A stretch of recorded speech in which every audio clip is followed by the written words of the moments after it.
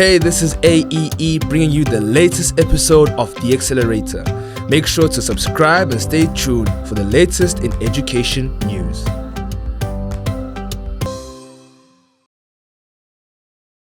Hello AE family, welcome back to another episode of the Accelerator podcast. I'm your host, Chris Ferns, as always.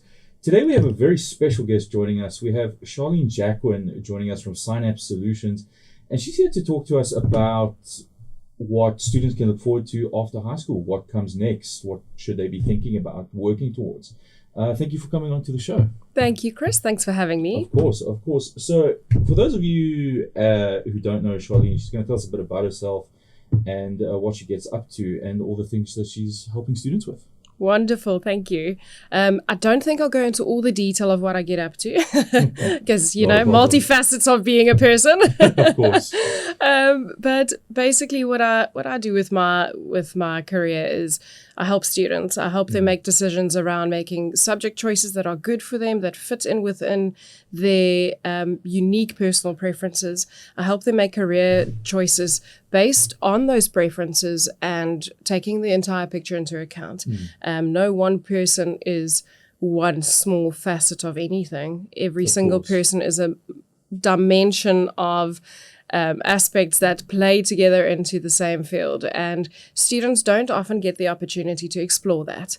And you often see students in matric or even grade 11 at that point with absolutely no idea as to what to do next, where to go for information, or even how to start looking at the future. Yeah, absolutely. That's something I struggled with myself leaving high school was, where do I go now? What's next?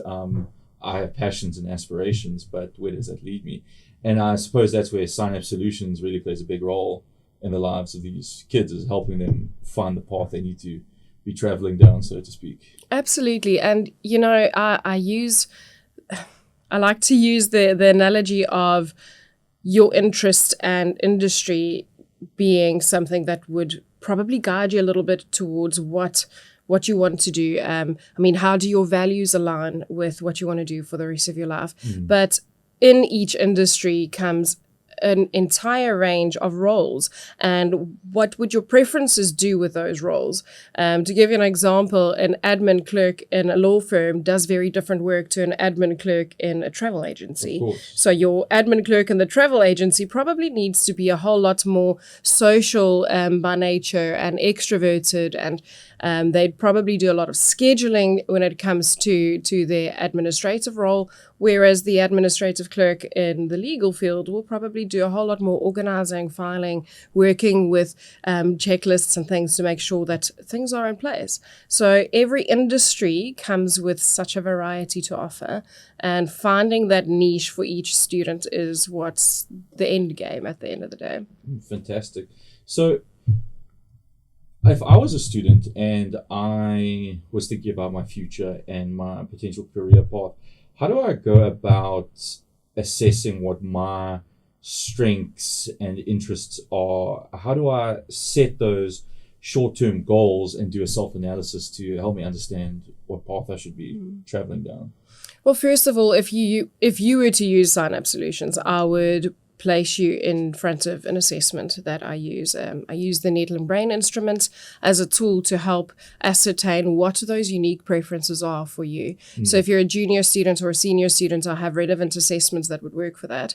But based on that profile that comes back and that we unpack in a conversation, we will identify what passions lie beneath the surface, why a person prefers their glass to the right of their dinner plate, or perhaps why the room needs to be as tidy as possible before you can start studying. And there are so many unique little aspects that we need to unpack before you can even start with what's out there. Because ultimately, in such a great I want to say time to be alive when it comes to career, it's also such a confusing time. So finding where exactly you fit within that big career space is very difficult. So giving a little bit more guidance and a push as to What are your natural preferences in this space? What are you likely to enjoy doing? What will most likely frustrate you? What should we avoid? And what areas would you be able to grow in? And that is where the student plays a very big role in coming to the party with where they're at right now. But let's face it, an 18-year-old today leaving school will be a different human in 10 years. So we need to consider it from a core level. What is that unique fundamental core that sits within that student?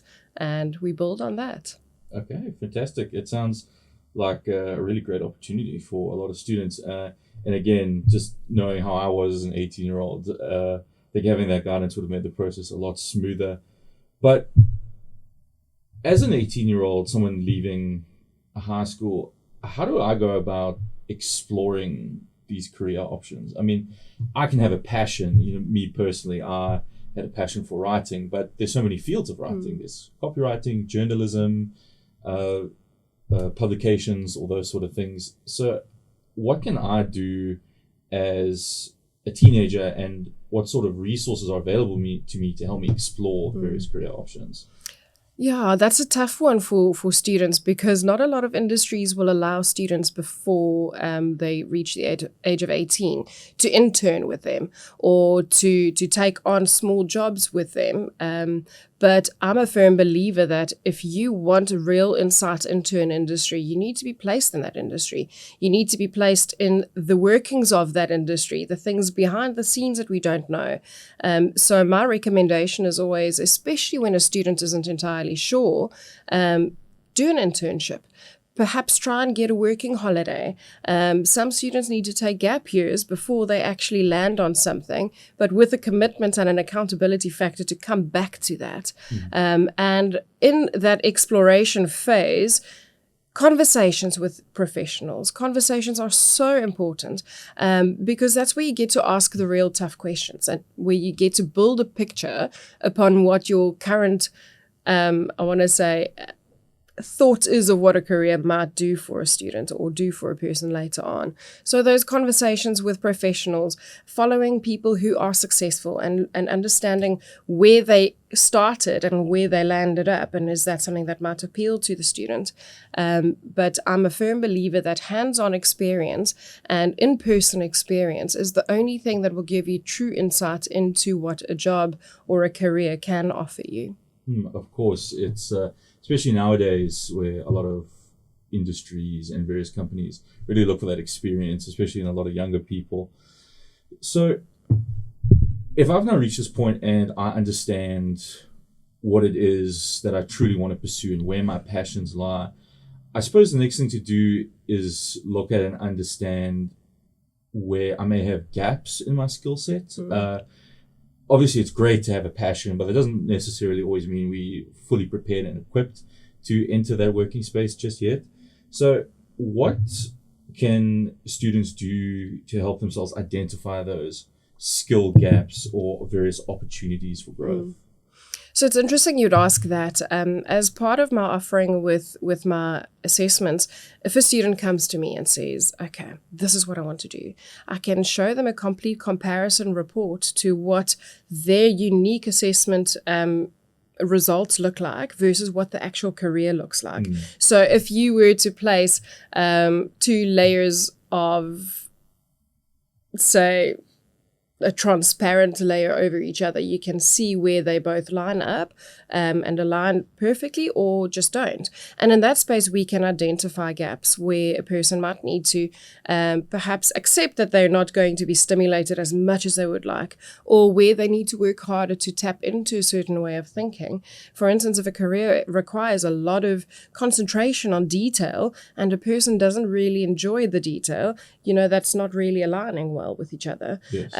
But at the same time, even at school level, when you're studying and learning how to study for your own preferences, you need to identify where those gaps are in your studying. There isn't one slapdash method that works for everything. How you would study for science would not be the same as how you would study for your English comprehensions, for instance, or for any other subject that you might have. Firstly, it would take you some time to analyze, identify what is the objective here, what skills do I need to apply, or what styles do I need to apply in order for me to achieve the outcome. And a lot of people pause at this phase and they jump straight in.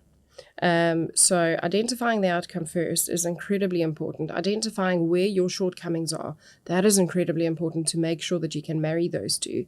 And I'm a firm believer that a student needs to sit back and sometimes just self-assess this and go, let's be real with each other in the mirror. I am not pulling up my socks in this area, or I'm not good with memory and studying. So how can I improve that? And sometimes speaking to a professional is the best way to identify that and to help a student improve on what they're already doing really well or not so well. Okay, fantastic. So now that we understand what students can do to prepare themselves for the workforce and how they can really understand their own areas of personal growth. Obviously, they've got to get through university before they enter the workforce, and they need to get qualified and educated in the field that they have an interest in. And university comes with a lot of challenges. And what's nice about something like the ACE curriculum is that students are taught that independence. They're really encouraged to learn in a way that benefits them and that has a positive effect on their educational outcome. But not every student in every school are prepared to help learners face the challenges of university. And so what can students do to prepare themselves for this change in environment, and how can they overcome some of the challenges that they might face? That's a very layered question, actually, because we've got to look at the individual as the school individual, then the home individual, then someone's child. And there are so many aspects of this individual that we need to address, because a lot of the change, while there is change in routine, change in perhaps pressures and expectation, or how a student works, there is also change in living environment. There's also change in nurture or comfort or guidance at either school level, home level, and now university level. So with it comes a tremendous amount of independence, and with that independence comes the confidence requirement. And not a lot of students have that confidence to go into the world on their own right away. It's great that students like the ACE students are so equipped with the fact that they can work independently. They are well managed because they're following their own independence. They're responsible, they're committed, and that says a lot for their dedication. And that comes out later on when they take on that stressor of change from school to university much better. But there may be other struggles that, say, a student who's learned the one aspect already might face, such as the environment where they stay, where they are suddenly responsible for everything pertaining their own living. And it's so interesting because we tend to find that small things trigger us, whether it's a trigger in your environment, whether it's a trigger with regards to the responsibility that comes with it. There are small triggers that we need to identify as students and as individuals so that we don't stumble over them. And we often find that those triggers are so deeply rooted in our preferences that we often overlook them, but they're actually quite easy to identify. So understanding yourself as a whole, on a personal level and from a professional space, you will know what to anticipate. And change often is probably the worst thing people want to take on. There are a handful of unique people who enjoy change and who take on the challenge and they just run with it. And then there are those who really do dig their heels in because change is quite traumatic, in fact. Change of hierarchy, change of school at school level, and all these things come with their own unique set of hurdles. And if you don't know your triggers in that space, you're not going to know how to jump that hurdle or bypass the hurdle or perhaps just blindly run through that hurdle. So it's a very layered answer for a student, and it takes a lot of self-reflection to get through. Yeah, absolutely. And I suppose that's the key thing, especially when talking about triggers, is that self-reflection. Because again, as you said, everybody's different, everybody's unique. So it's really important to take the time to help ourselves see what our triggers are, help us understand where stresses and worrisome points lie, and figure out ways to deal with those in a healthy manner. But you were talking about trauma, and that leads me to my next point, which is mental health and well-being.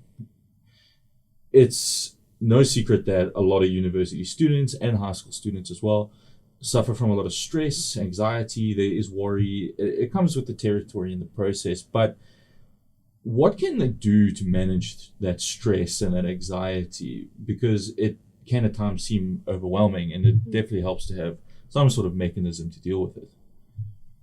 100%. I feel like we all need counselors, life coaches, and stress coaches, and accountability coaches. But there is such incredible pressure on people today. If you look around you on a daily basis, the way the world has changed, it's fast-paced. It's everything needs to happen now, and it's immediate gratification around every bend. So we are constantly feeling this push and this pressure to perform, whether that performance is what we would like it to be, or sometimes just take a slower approach to the performance. That pressure remains there.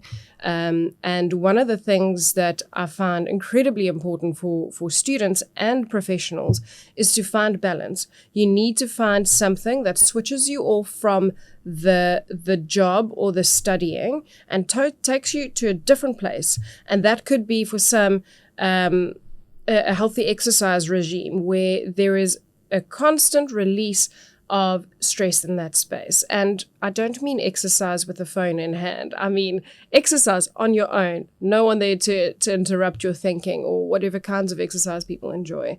I also do believe that what's in your control and what you can recognize as something that is within your control immediately makes us feel more in control and less stressed about it.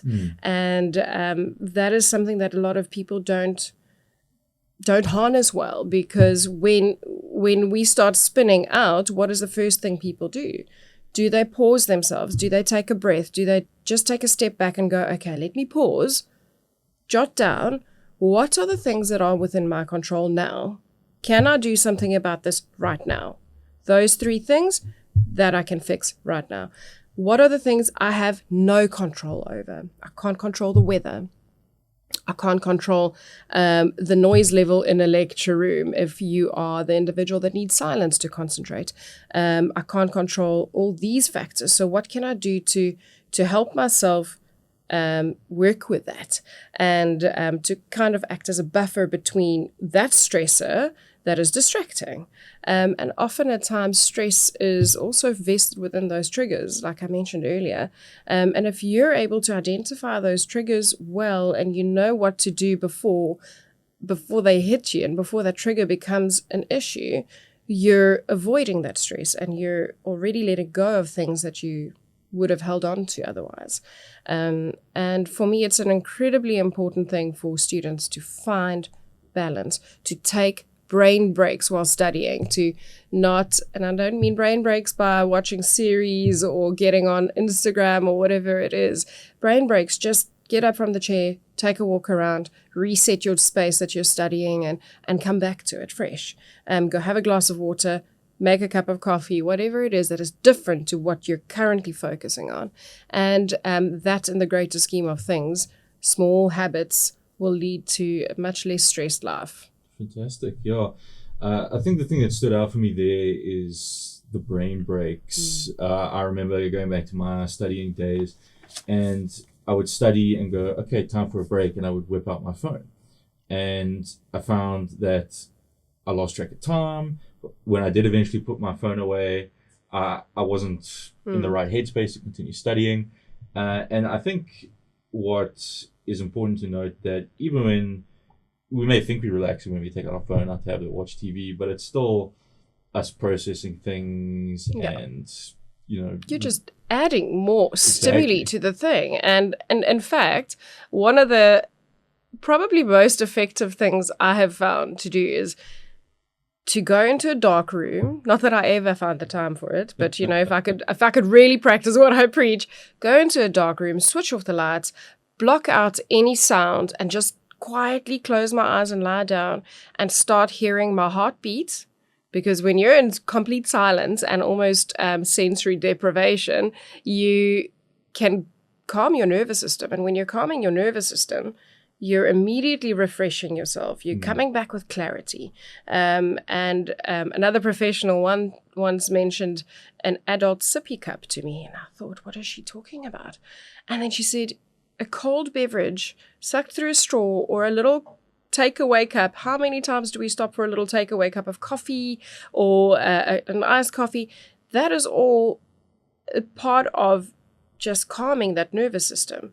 And it is important to find out what works for you. So, in my opinion, a sensory break from everything, the light, the sound, the input from your phone, from people, it's important. You need that downtime. Yeah, exactly.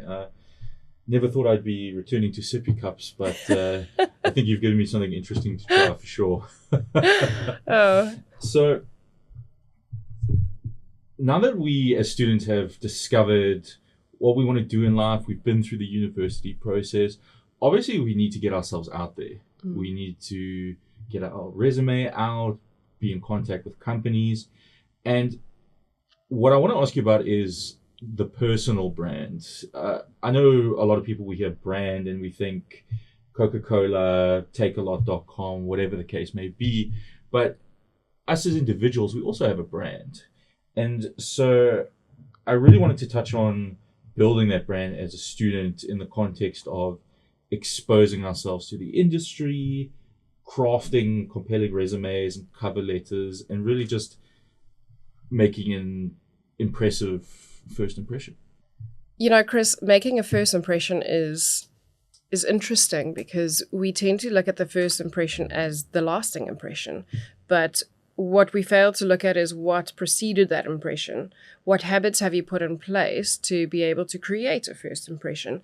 And that personal brand is so incredibly important in your professional space one day, because how you leave a job or how you take on a job or how you commit to that job while you're in it all adds to that personal brand. And it's not only the style of clothing you wear or what the number of followers you might have if you're more digitally inclined. It's got a lot to do with the reputation you build for yourself. And as a young student, even in school level, if you are building a reputation for yourself on paper in your resume by committing to internships or committing to work holidays, and to just getting that exposure and speaking to professionals, you're building skills alongside a resume that people can't overlook. So when it comes to taking on a job one day or applying for a job and that CV hits someone's desk, there is a beautiful picture of a person painted on paper that speaks volumes about what the person is all about. And I think in this fast-paced, changing world we're living in, someone with commitment and someone with the desire to stay in a role for long enough, or to commit themselves to a job or to something outside of themselves, that is hard to find. So if you're able to build that personal brand to the point where you can show someone, this is my level of commitment. I am dedicated. It's one thing to say I am dedicated and to show someone your dedication. And your dedication will show in your marks. It will show in your school subjects and how you perform in those subjects. Your dedication will also show in your relationships with those around you, the things you yourself take on to try and find your way in this world. It's not all going to just come to you. You've got to create this individual. Absolutely. So I want to circle back to the work you're doing specifically. You mentioned earlier that you take students through an assessment Could you expand on what that assessment entails? Of course, yes. So, depending on whether you're doing the student for grade 9 level assessment or other work, it doesn't just have to come down to career guidance and subject choices. But the assessment has either a larger volume of questions if you're a senior student or fewer if you're a junior student. And this assessment is done online. So the individual gets about 35 minutes to complete it, or shall I say, it takes them about 35 minutes to complete it. There is no time cap on completing the assessment. It's not a race. And the questions are set in such a way where the student really has to reflect on, of these 4 statements, how can I rank them from most relevant to least relevant to who I am now in this phase of life. And they go through about 32 questions like that. And at the end of it, I receive a notification that this has been completed, and I compile a report on the student. And then the report comes out with either more preferences in the realist and analyst phase, or the organization or preserver space, sometimes the imagineer or the strategist, or the socializer empathizer. So there are 8 dimensions within this profile that a person touches on throughout this assessment, and I can see by the end of it whether they are more, in my language, L1, L2, R1, or R2 inclined, and each one of those quadrants, and I say quadrants because it's represented in a circle, it looks like a brain. It's a metaphorical representation of what your brain is looking like. It's biologically incorrect. So the front left is not responsible for what I'm going to tell you your front left is about. But ultimately the report comes out with information that is specific to this individual, and information where the individual has very, very clear preferences. And so this comes down to how they communicate, how they study, the subjects they would prefer, how you share information. I mean, do you just jump into a conversation anywhere, or do you actually only speak your opinions when you know you've researched your facts? So do you fact check yourself or not? So there are so many different things to apply it to, actually.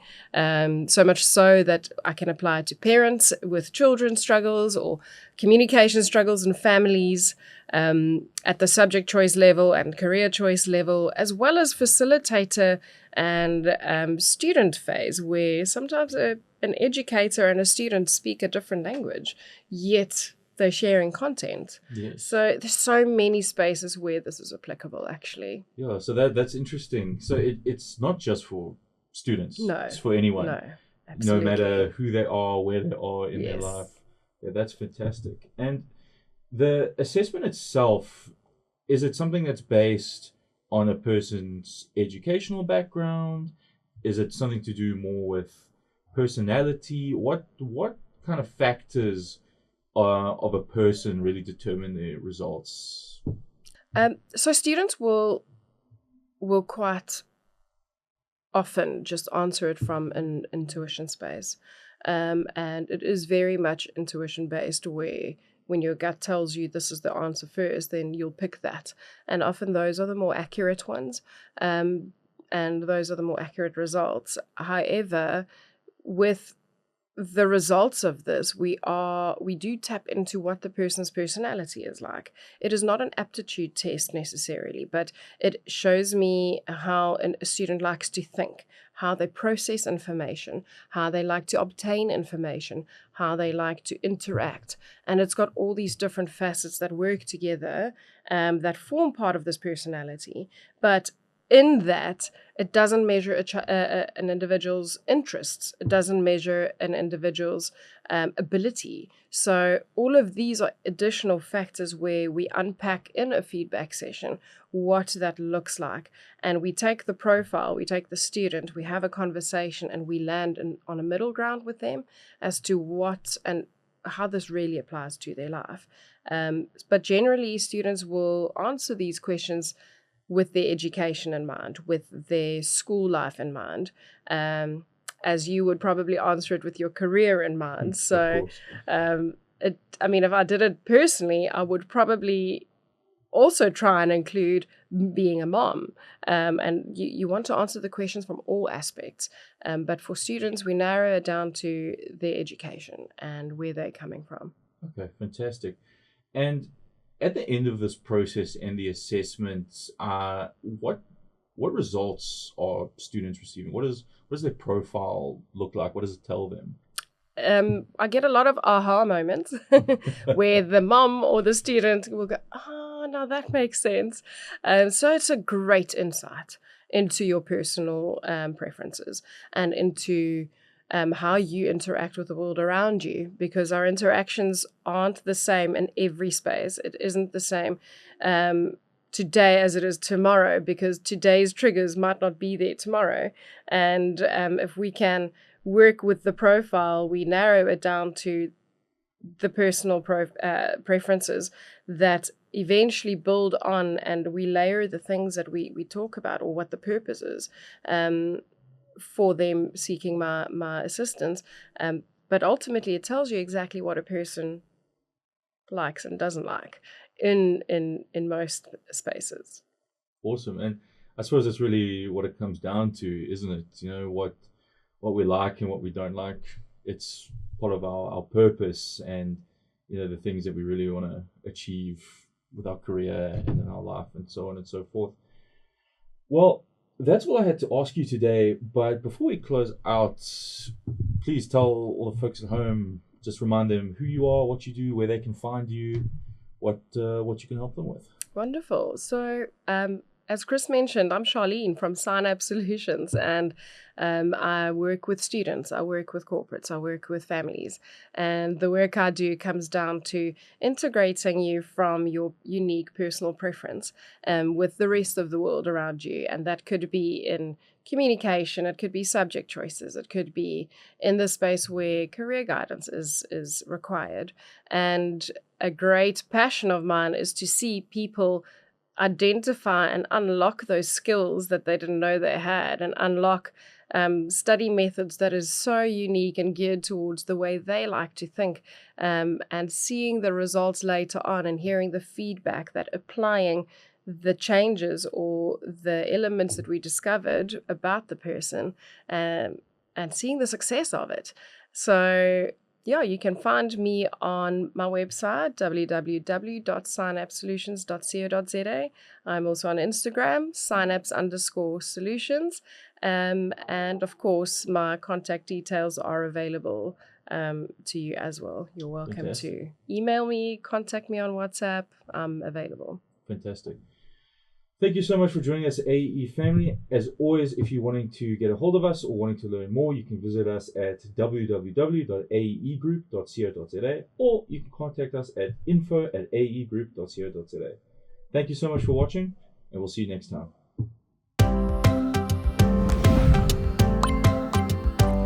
Thank you so much for joining us. If you love what you've heard, make sure to like, follow, share, and subscribe to us on iTunes, Spotify, and YouTube to get the latest scoop on everything education.